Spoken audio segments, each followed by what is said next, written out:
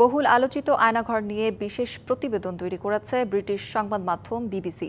আয়নাঘরে বন্দী থাকা ৬ জনের সাক্ষাৎকারে উঠে এসেছে শতাধিক ওইসব গোপন বন্দিশালার তথ্য।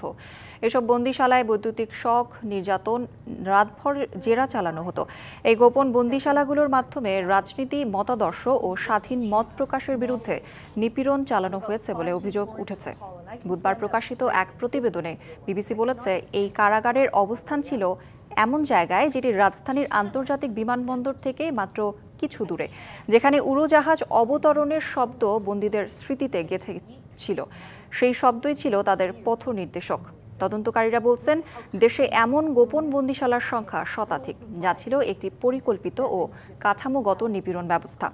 এসব গোপন কক্ষে নির্যাতন করার অভিযোগে এখন পর্যন্ত ১২২ জনের বিরুদ্ধে গ্রেপ্তারি পরোয়ানা জারি হয়েছে, তবে কাউকে এখনও গ্রেপ্তার করা হয়নি।